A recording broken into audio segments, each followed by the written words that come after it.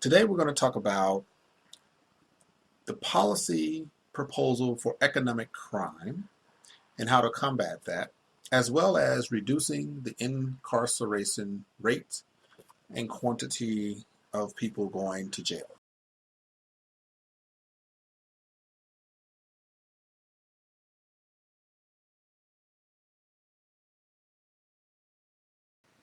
Hello and welcome to the Andrew Yang's policy series.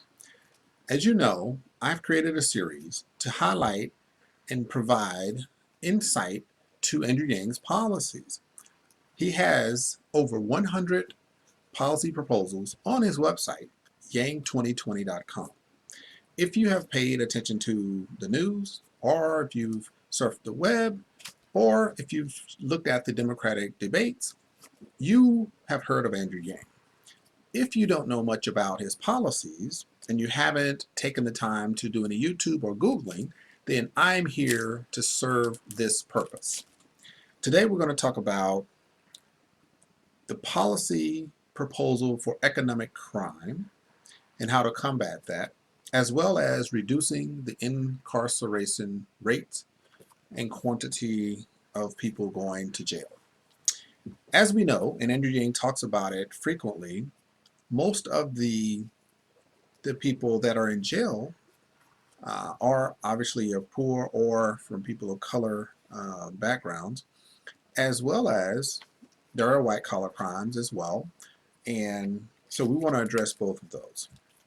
But today we're going to talk about economic crime policy and reducing the incarceration rates in America by Andrew Yang's policies and proposals when he takes office in 2021.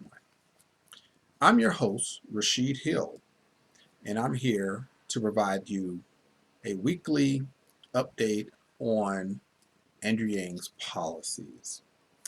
Well, let's get into it. Economic crime. White-collar financial crimes are often treated as if they don't have any victims, when in reality, they tend to have the largest number of victims in terms of people whose savings and lives are impacted. The financial crisis in particular was egregious and crashed our economy and destroyed communities that are still digging out today.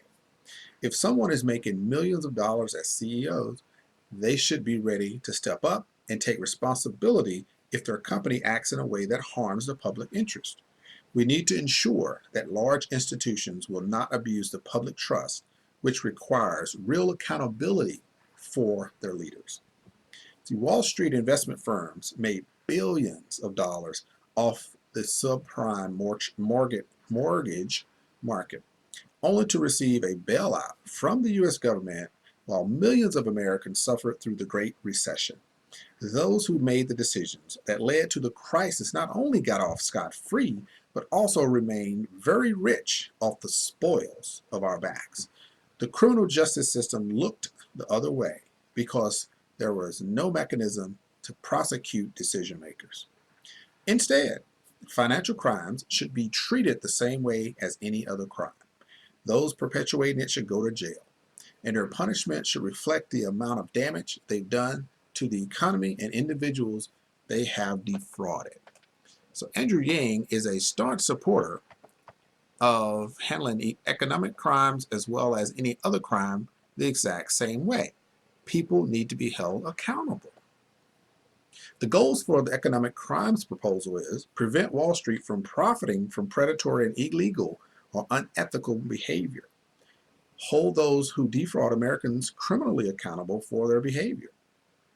As President of the United States, Andrew Yang says he proposes and promotes the Public Protection Against Market Abuse Act, calling for mandatory minimum jail sentences based either on the size of the fine levied against financial institutions or the amount of money involved in the fraudulent or unethical transactions.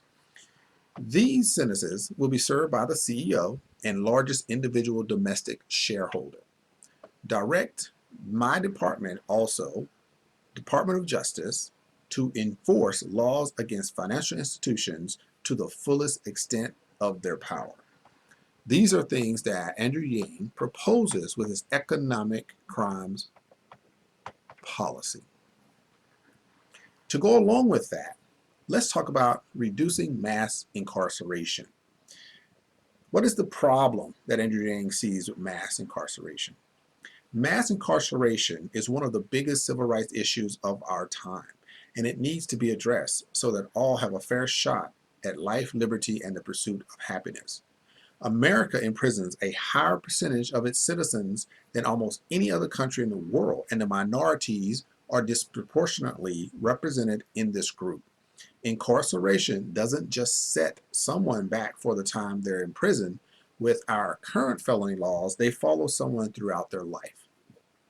Mandatory minimum laws, the war on drugs, and other misguided policy decisions over the years passed by politicians with an eye towards being tough on crime have resulted in a glut of Americans being behind bars.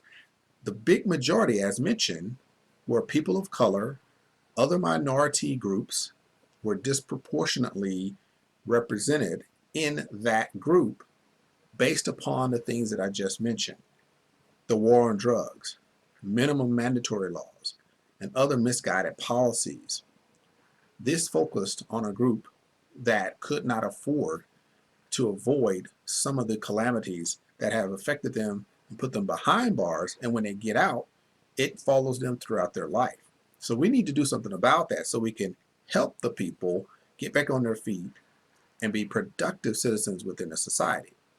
So while individuals should be punished for committing crimes, the end goal should be to prevent people from committing crimes and to lower the recidivism rates for those who are convicted.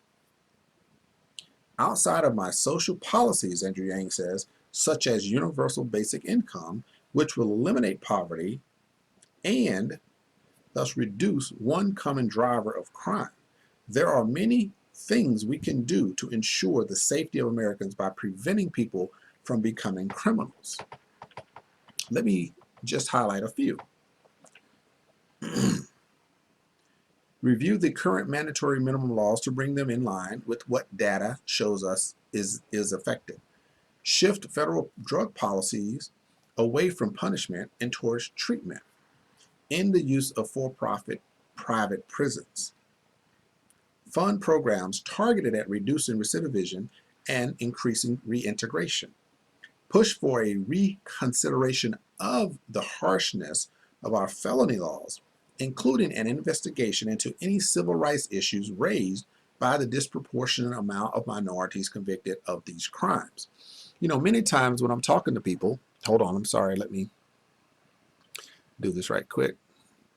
So many times when I'm talking to people of color or in our communities about the presidential race and the Democrats that are running, and I mean, because we know who the Republican is, the question comes up: why do you support Yang? Why don't you support one of the other ones? Why don't you support, a Cory Booker or a Kamala Harris or some of the others? And I'm very comfortable in saying I've listened to them, I've looked at their policies, but there's nothing that is as comprehensive as what Andrew Yang brings to the table. Therefore, I'm going over his policies with you publicly so that you can get an insight to why I, one, support Andrew Yang and why there is such a massive, massive following for Andrew Yang, and why there's such discrimination on main news outlets to try to sideline him or not take him seriously because he's a little different, because he's not a politician. So when he comes up with ideas, it's based upon personal experience, or it's based upon what he sees in society and what he can see looking at the establishment, looking at the systematic ways that things are not working with the government doing it the way they're doing it and have been doing it for years. And he can see that there's a way to effectively help disenfranchised or underserved communities without having to identify one and not the other. And like he said, the basis of many of his policies is based on the universal basic income. We know statistically that more problems in the home, in the communities, starts with finances. So he has started with finances in order to start solving some of the problems of inner city, of underserved, of people of color, of minorities that are affected disproportionately by the lack of enough finances to pull themselves above the poverty line. Therefore, most of his policies will incorporate a universal basic income in order to get, like he says, the boot off the neck of any individual that's trying to get a hand up, not a hand out.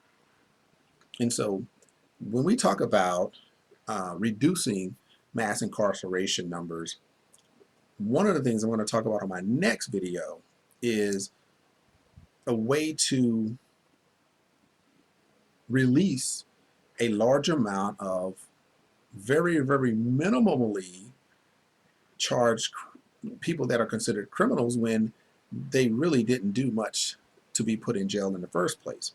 And so with what I'm going to talk about next, it will give you a little more insight to kind of what I'm going to talk a little bit about. And so you'll understand what some of the effects of his policies, because when you think about reducing incarceration rates, you're like, what is he going to do?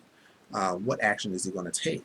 And by far, what I'm going to talk about on my next video, you will see will massively and effectively and instantly reduce the numbers because it's the right thing to do. So I appreciate your time. I thank you for watching this brief message that highlights Andrew Yang's proposals for when he takes office at the highest level office in the United States, being the presidency in 2021.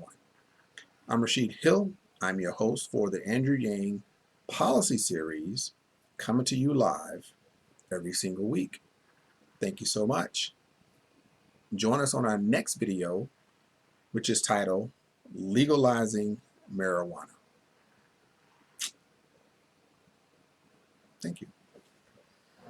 You, John Fitzgerald Kennedy, do solemnly swear I, John Fitzgerald Kennedy, do solemnly swear that you will faithfully execute the office of President of the United States that I will faithfully execute the office of President of the United States and will, to the best of your ability, and will, to the best of my ability, preserve, protect, and defend the Constitution of the United States. preserve, protect, and defend the Constitution of the United States. So help you God. So help me God.